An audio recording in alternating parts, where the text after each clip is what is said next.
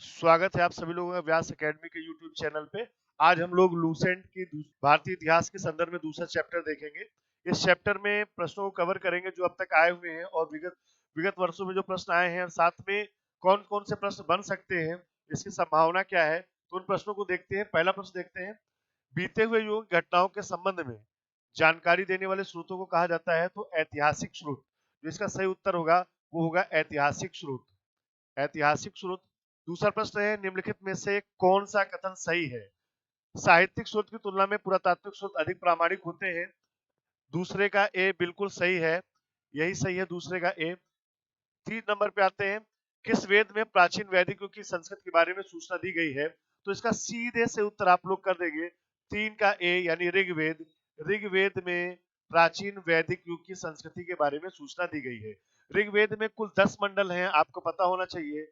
10 मंडल में आपको पता होना चाहिए, तीसरे मंडल में गायत्री मंत्र है और 7वें मंडल में दशराग युद्ध है, 9वें मंडल में सोमरस का उल्लेख है और 10वें मंडल में वर्ण व्यवस्था का उल्लेख है। तो ये 4 मंडल आपको याद होने चाहिए। चौथा प्रश्न, निम्नलिखित में से कौन सा ग्रंथ श्रुति साहित्य ग्रंथ का अंग नहीं माना जाता है। तो 4 का उत्तर यहाँ पर बिल्कुल सही है, डी पुराण। ये श्रुति ग्रंथ नहीं माना जाता है। श्रुति साहित्य वेद इसमें नहीं आते हैं, पुराण इसमें नहीं आते हैं। देखिएगा यहाँ पर ध्यान से देखेंगे, पुराणों की संख्या होती है 10। कितनी होती है? पुराणों की संख्या 18 होती है। पुराण 18 पुराण होते हैं। अब देखिएगा, यहीं से पुराणों से ही हम उपनिषदों की संख्या भी लगा देंगे। उपनिषदों की संख्या, इसमें जीरो बढ़ा दो, एक और 8 के बीच में जीरो बढ़ा दो तो उपनिषद कितने हो जाते हैं? 108। उपनिषदों की संख्या कितनी है? 108, जबकि पुराण कितने हैं? 18 है। चलिए अगले प्रश्न की ओर बढ़ते हैं। निम्नलिखित में से कौन सा ग्रंथ यह दावा करता है जो उस ग्रंथ में है वह विश्व में है और जो उस ग्रंथ में नहीं है वह विश्व में अलभ्य है। ये 5 नंबर, ये किस में आता है? तो ये महाभारत का कथन है। ये महाभारत में कहा गया है। महाभारत जो ग्रंथ है, ये आप कह सकते हो 950 ईसा पूर्व, 950 ईसा पूर्व का ये ग्रंथ संभवतः माना जाता है और इसमें कौरव पांडवों के बीच युद्ध का उल्लेख है और साथ में इसकी रचना जो है वे वेद व्यास ने की थी।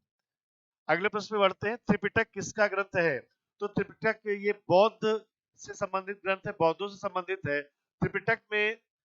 त्रिपिटक यानी पिटारा। तो त्रिपिटक में सुत्त पिटक, विनय पिटक, सुत्त पिटक, विनय पिटक और अभिधम्म पिटक, ये 3 आते हैं। ये ध्यान रखेंगे, सुत्त पिटक, विनय पिटक और अभिधम्म पिटक। 7 नंबर प्रश्न पे आते हैं, जातक किसका ग्रंथ है। वैष्णव, जैन, बौद्ध और शैव। तो 7 का देखें, जातक ये जैन ग्रंथ है। ये जैन जातक कथाओं का संबंध जैन से है, जैन धर्म से है, जिसमें हम जैसे भगवती सूत्र, अचरांग सूत्र, इन सबको हम इसमें जातक कथाओं में ला सकते हैं। 8 नंबर प्रश्न पे आते हैं, मिलिंद पन्हो या मिलिंद के प्रश्न राजा मिलिंद और किस बौद्ध भिक्षु के मध्य संवाद के रूप में है। तो यहाँ पे सीधे सा उत्तर है, 8 का जो उत्तर है वो ए है, नागसेन। मिलिंद पन्हो ये यवन या ग्रीक राजा मिनांडर और नागसेन के बीच वार्तालाप का उल्लेख मिलता है। मिनांडर याद रखिएगा, मिनांडर मिनांडर ये ग्रीक है, इनके बीच संवाद मिलता है और ये प्रश्न उत्तर की श्रृंखला में है। प्रश्न पूछा जाता है और उसका उत्तर दिया जाता है। चलिए 9 नंबर प्रश्न की ओर आते हैं, निम्नलिखित में से किसकी तुलना मैकियावेली की प्रिंस से की जा सकती है। कालिदास का मालविका मित्र, कौटिल्य का अर्थशास्त्र, वात्स्यायन का कामसूत्र और तिरुवल्लुवर का तिरुवल्लुकुरल। अब देखिएगा 9 का जो उत्तर होगा वो कौटिल्य का अर्थशास्त्र है। कौटिल्य का अर्थशास्त्र है। कौटिल्य के कई नाम हैं, विष्णु, इसका नाम है विष्णु गुप्त। इसके अलावा कौटिल्य का और भी नाम है और ये तक्षशिला जो विश्वविद्यालय है उसके ये अध्यापक है। फिर देखें 10 नंबर प्रश्न पर, कौटिल्य के अर्थशास्त्र में किस पहलू पर प्रकाश डाला गया है। तो यहाँ पर सीधी सी बात है, नाम भले ही अर्थशास्त्र है लेकिन राजनीतिक नीतियों को अधिक महत्व इसमें दिया गया है। 11 नंबर प्रश्न पे आते हैं, कल्लड़ की पुस्तक का नाम क्या है। तो कल्लड़ की पुस्तक का नाम है डी रास्तरंगिणी। रास्तरंगिणी नाम है इसका, ये भी ध्यान रखिएगा। इसमें कश्मीर के इतिहास का वर्णन है, कश्मीर के इतिहास का वर्णन है, ये ध्यान रखिएगा। चलिए अगले प्रश्न की ओर बढ़ते हैं। अष्टाध्यायी किसके द्वारा लिखी गई? तो साधारण सी बात है, अष्टाध्यायी ये पाणिनि के द्वारा लिखी गई है। अष्टाध्यायी पाणिनि के द्वारा लिखी गई है, ये चीज ध्यान रखिए। ये एक प्रकार का व्याकरण ग्रंथ है और इसी अष्टाध्यायी में 14 माहेश्वर सूत्रों का उल्लेख भी मिलता है। 13 नंबर पे बढ़ते हैं। महाभाष्य के रचनाकार का नाम क्या है? महाभाष्य के रचनाकार का नाम है पतंजलि। पतंजलि, और पतंजलि के संदर्भ में ये भी जान लें, पतंजलि ये योग दर्शन के प्रणेता हैं। योग दर्शन ये किसका दिया हुआ है? पतंजलि का दिया हुआ है। और साथ में एक चीज और डाल लें, ये महाभाष्य है क्या? महाभाष्य अष्टाध्यायी पर लिखी गई एक टीका है। अष्टाध्यायी पर लिखी गई एक टीका, ठीक है, अष्टाध्यायी की टीका है ये। चलिए अगले प्रश्न की ओर बढ़ते हैं। कालिदास द्वारा रचित मालविकाग्निमित्र नाटक का नायक था? तो अग्निमित्र। ये मालविका और अग्निमित्र की प्रेम कथा है इसमें, तो ये अग्निमित्र हो जाएगा इसमें सी। 15 नंबर प्रश्न, हर्ष चरित्र किसके द्वारा लिखी गई? कालिदास, बाणभट्ट, वाल्मीकि, वेदव्यास। तो 15 का उत्तर बाणभट्ट। इसका हर्ष चरित्र ये बाणभट्ट के द्वारा लिखी गई है, ध्यान रखिएगा। बाणभट्ट के द्वारा महत्वपूर्ण पुस्तकें पूछी जाती है। विक्रमांक चरित्र के रचनाकार का नाम है कल्लड़, बिल्लड़, वाल्मीकि, वेदव्यास। तो 16 का उत्तर देखें बिल्हड़, सही उत्तर है बिल्हड़, ध्यान रखिएगा बिल्हड़। 17 पे आते हैं।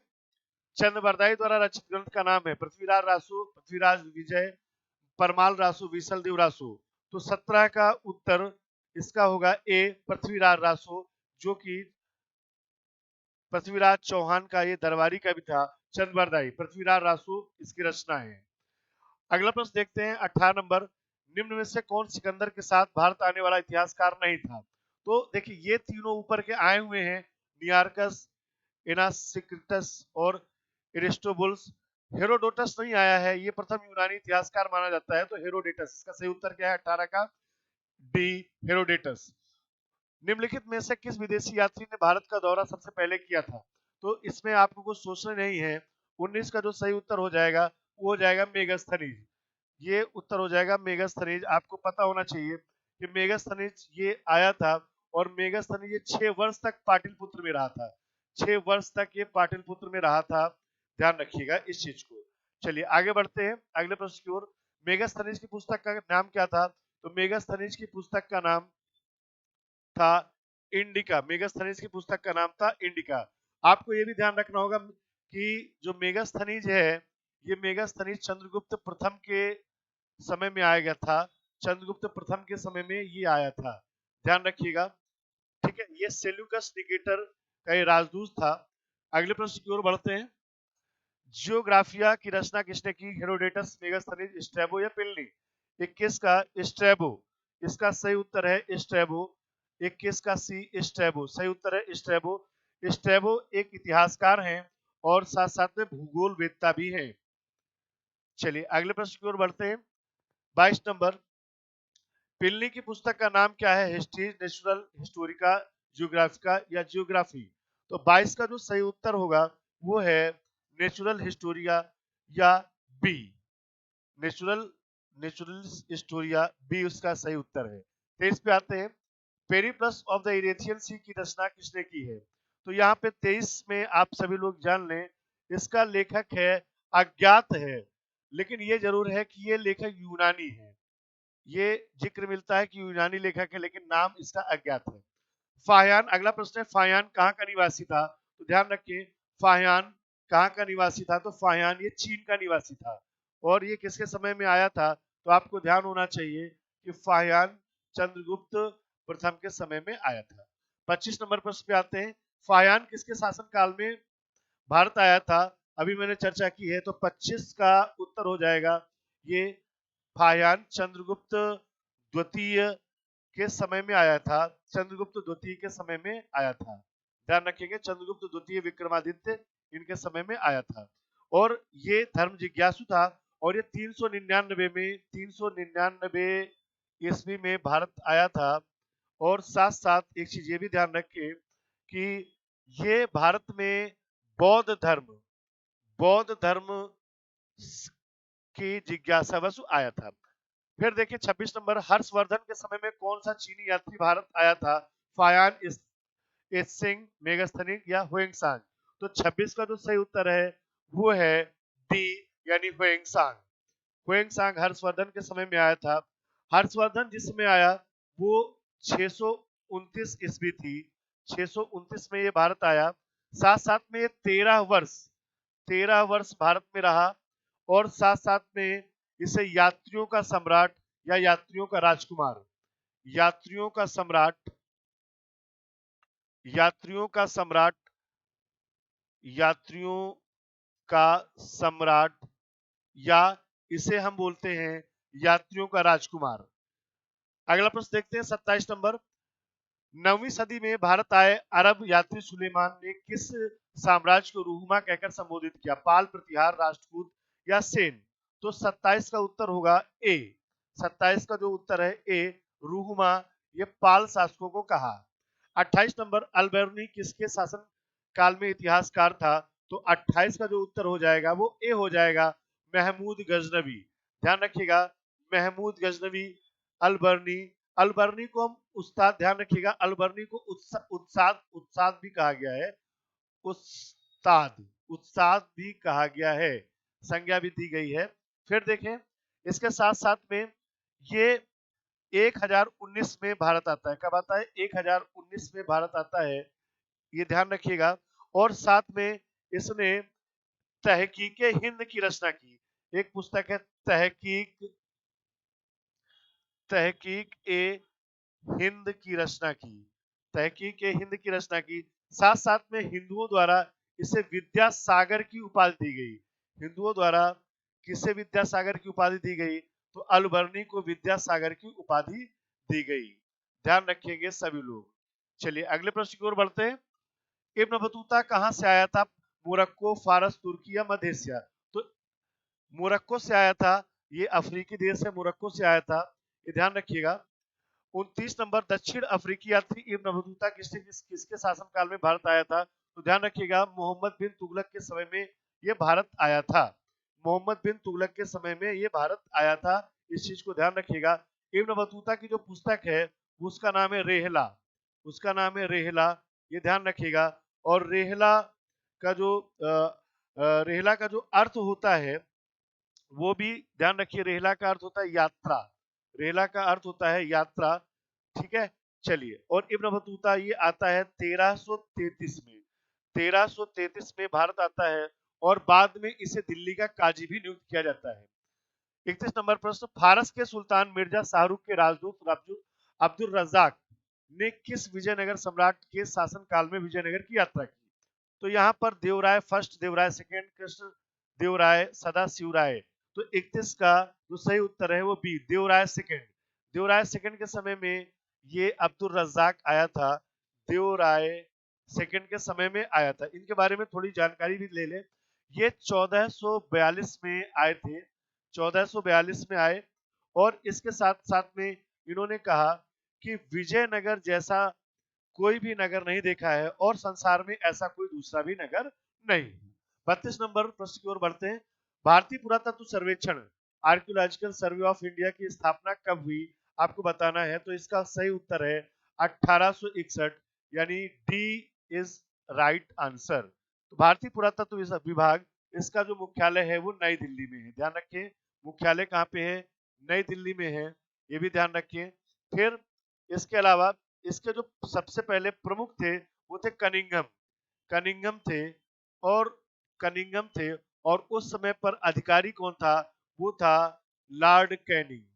लॉर्ड कैनिंग के समय में ही स्थापना हुई भारतीय पुरातत्व सर्वेक्षण की। 33 नंबर प्रश्न की ओर आते हैं।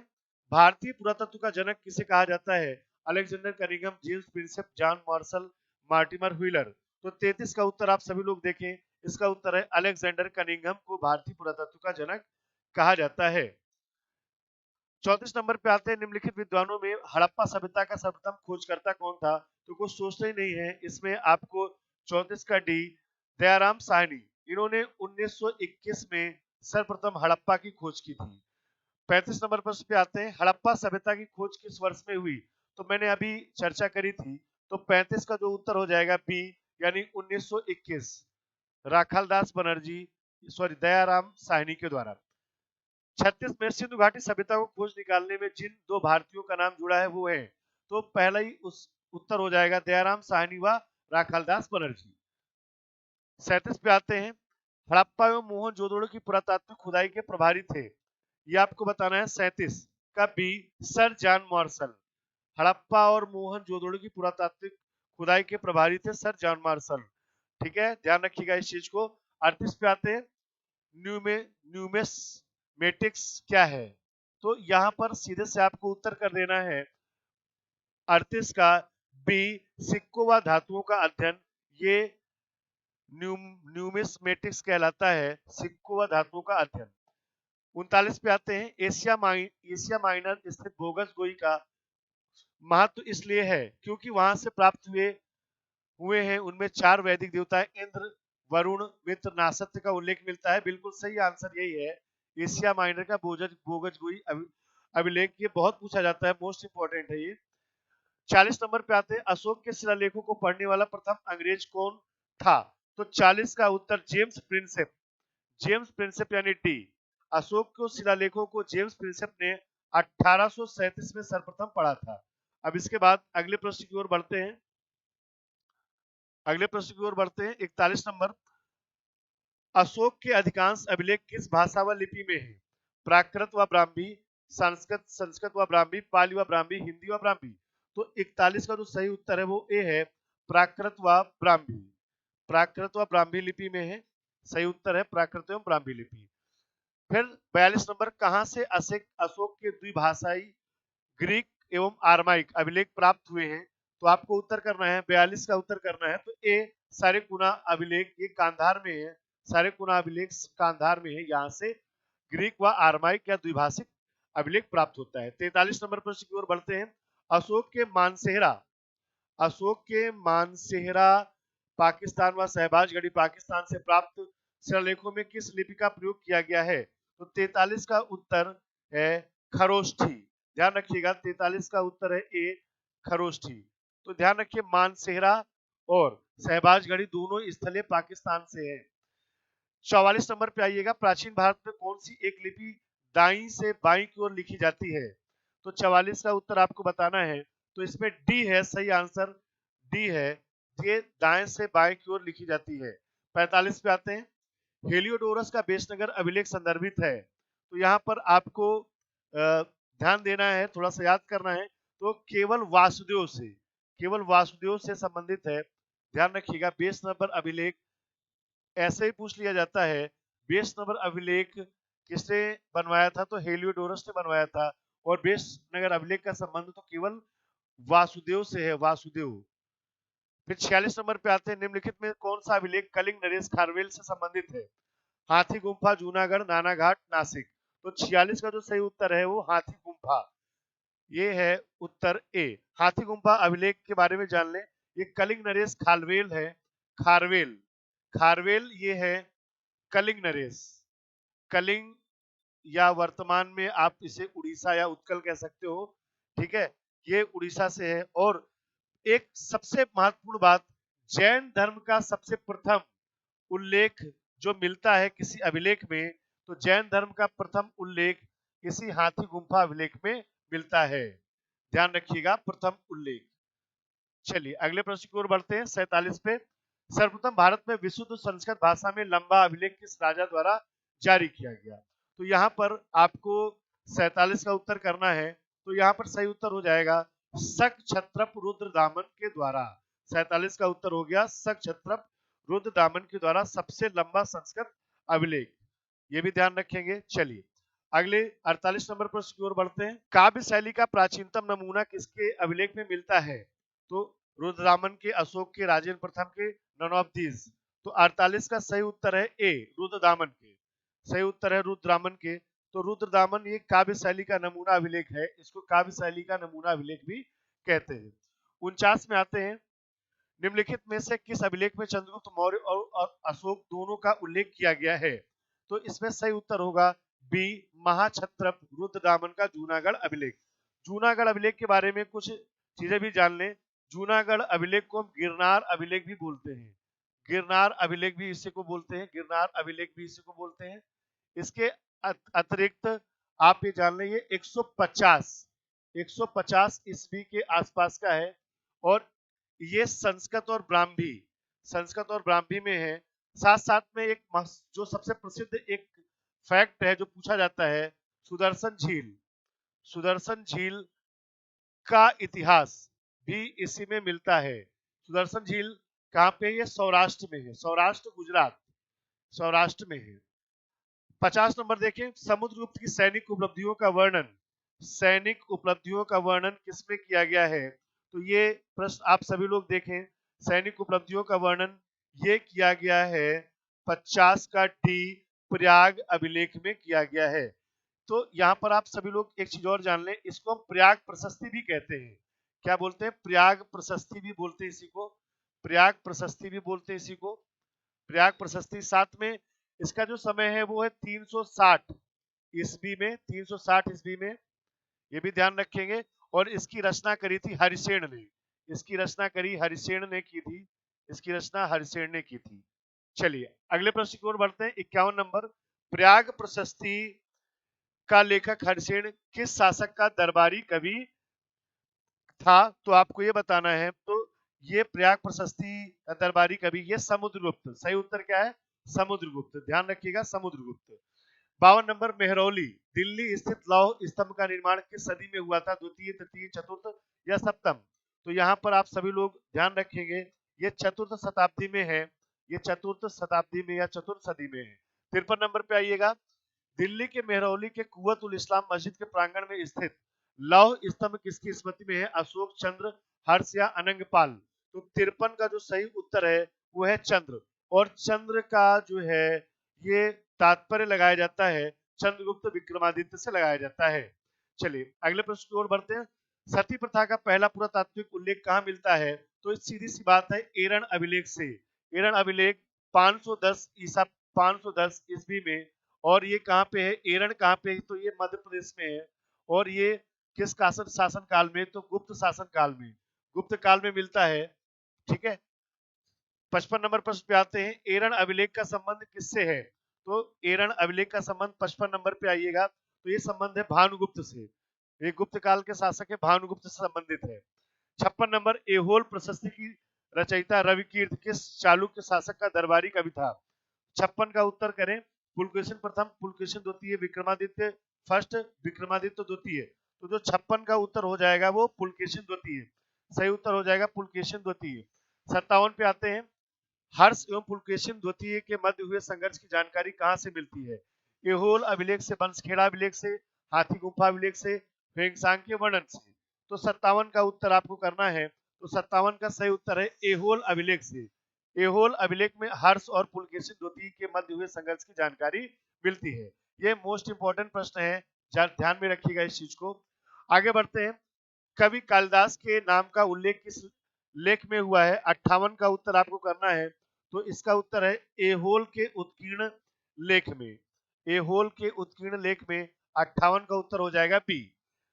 59 में आते हैं, अभिलेखों को ऐतिहासिक प्राकथन के साथ प्रारंभ करने की परंपरा का सूत्रपात किसने किया था? परांतक प्रथम, राजराज फर्स्ट, राजेंद्र प्रथम, इनमें से कोई नहीं। तो 59 का जो उत्तर है वो राजराज प्रथम या राजराजा प्रथम, सही उत्तर है राजराज प्रथम या राजराजा प्रथम। 60 नंबर प्रश्न में बढ़ते हैं हम लोग, कहां से प्राप्त अभिलेख में महासभा की कार्य प्रणाली के विषय में विस्तृत जानकारी मिलती है?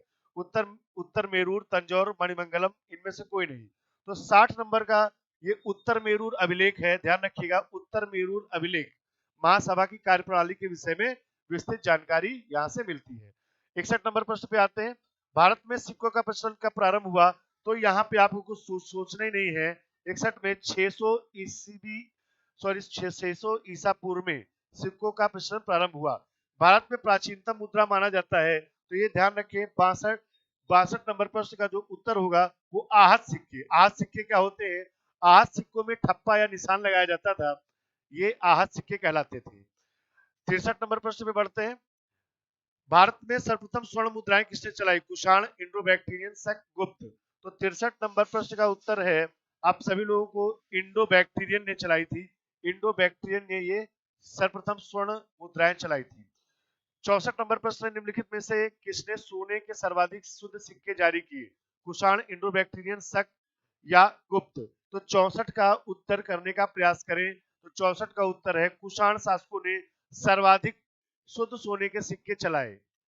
65 नंबर प्रश्न पे आते हैं, सातवाहनों के समय में मुद्रा सर्वाधिक किस धातु के बने थे? तो सीसा, सीसा धातु के बने थे, सीसा। ये भी ध्यान रखिएगा, शीशे के सिक्के सर्वाधिक सातवाहनों के समय में चलाए गए। 66 पे आते हैं, निम्नलिखित में से किसने बड़े पैमाने पर स्वर्ण मुद्राएं चलाई थी? ग्रीक वासुओं ने, मौर्यों ने, कुषाण शासकों ने और शुंग शासकों ने। तो 66 का उत्तर आपको करना है तो कुषाण शासकों ने, उसका सही उत्तर होगा कुषाण शासकों ने बड़े पैमाने पर स्वर्ण मुद्राएं चलाई थी, कुषाण शासकों ने। 67 नंबर प्रश्न, सोने के सर्वाधिक सिक्के किस काल में जारी किए गए? 67 का उत्तर होगा गुप्त काल में। सर्वाधिक सोने के सर्वाधिक सिक्के किस काल में? तो गुप्त काल में।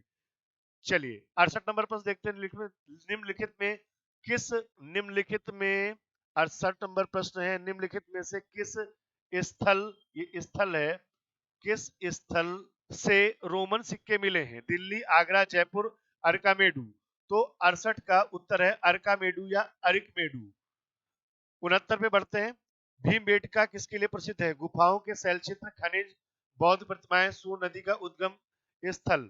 तो 69 का है गुफाओं का शैलचित्र, गुफाओं के शैलचित्र, गुफाओं के शैलचित्र, गुफाओं के शैलचित्र। फिर इसके बाद में अगला प्रश्न देखते हैं, प्राचीन काल में भारत के लोग वर्मा को किस नाम से जानते थे? तो 70 का उत्तर है सुवर्ण भूमि। किस नाम से जानते थे? सुवर्ण भूमि के नाम से जानते थे। अंकोर वाट कहां पर स्थित है? तो इसमें कुछ सोचना ही नहीं है, अंकोर वाट का जो प्रसिद्ध मंदिर है ये कंबोडिया में स्थित है, सभी को ये पता होगा। 72 नंबर, प्लिनी की मूल कृति नेचुरल हिस्ट्री किस भाषा में रचित है? ग्रीक, लैटिन, फ्रेंच या इंग्लिश। तो 72 में ये लैटिन यानी प्राचीन इंग्लिश, या इसको हम पुरानी अंग्रेजी भी कहते हैं लैटिन को। 73 पे आ जाओ, चशनामा सिंध का इतिहास है और मूल रूप से किस भाषा में लिखा गया है? तो देखिएगा 73 का उत्तर ये हो जाएगा अरबी, चशनामा ये अरबी में लिखा गया है। फिर 74 में भारत के सांस्कृतिक इतिहास के संदर्भ में इतिवृत्तों, राजवंशी इतिहासों तथा वीर गाथाओं के कंठस्थ करना निम्नलिखित में से किसका व्यवसाय था? श्रमण, परिव्राजक, अग्र, हारिक, मागध। तो 74 का उत्तर होगा आपका, देख ले, मागध। इसका उत्तर होगा मागध। और ये प्रश्न यूपीएससी में पूछा भी गया है, यूपीएससी में पूछा गया है तो महत्वपूर्ण है, तो आप ध्यान रखें। अगला देखते हैं, चीनी यात्री सुंगयुंग ने भारत की यात्रा की। तो 75 का उत्तर आपको करना है, सुंगयुंग ने यात्रा जो की थी वो 518 से 522 ईस्वी के मध्य करी थी। फिर 76 नंबर प्रश्न, महाभारत युद्ध के लिए 3101 ईसा पूर्व तिथि का उल्लेख निम्नलिखित में से किस अभिलेख में हुआ है? पुलकेशिन द्वितीय का एहोल अभिलेख, रुद्रदामन का जूनागढ़ अभिलेख, 226 ईस्वी का नंदसा अभिलेख, 238 ईस्वी का बड़वा अभिलेख। तो 76 का जो सही उत्तर है वह पुलकेशिन द्वितीय का एहोल अभिलेख, पुलकेशिन द्वितीय का एहोल अभिलेख। 77 नंबर प्रश्न पे आते हैं, रबातक अभिलेख संबंधित है। तो रबातक अभिलेख ये बिल्कुल एकदम स्पष्ट है, ये कनिष्क से संबंधित है, रबातक ये कनिष्क से संबंधित है। 78 पे आते हैं, भारत वर्ष के लिए इंडिया शब्द का प्रयोग सर्वप्रथम किसने किया? हेरोडोटस, मेगास्थनीज, स्ट्रैबो या एरियन ने। तो 78 नंबर का आपको उत्तर करना है तो हेरोडोटस को करना है, ये प्रथम यूनानी इतिहासकार हैं, ये भी ध्यान रखिएगा। और साथ साथ में विश्व का भी प्रथम इतिहासकार इनको माना जाता है, या वास्तविक इतिहासकार भी इनको माना जाता है। आते हैं 79 पे, किसने ब्राह्मी एवं खरेष्ठी लिपियों को उद्वाचित किया यानी बताया? Piyadassi, Colin Mackenzie, Alexander Cunningham, James Prinsep. तो 79 का उत्तर होगा कोलिन मैकेंजी, कोलिन मैकेंजी ने बताया है खरोष्ठी लिपियों का उद्वाचन किया है। और ये प्रश्न सीडीएस में भी पूछा गया है तो ध्यान रखिएगा, इंपॉर्टेंट है। 80 नंबर प्रश्न पे आते हैं, निम्नलिखित में से प्राचीन भारत की कौन सी लिपि दाहिने से बाईं की ओर लिखी जाती है? दाहिने से बाईं की ओर लिखी जाती है। तो इसका सही उत्तर करने का प्रयास करें सभी लोग। इसमें उत्तर आ रहा है सी, दाहिने से बाएं, दाहिने से बाएं यानी खरोष्ठी लिपि। तो आज के लिए इतना ही, मिलते हैं अगली सीरीज में, इस सीरीज में। तब तक जय हिंद, जय भारत।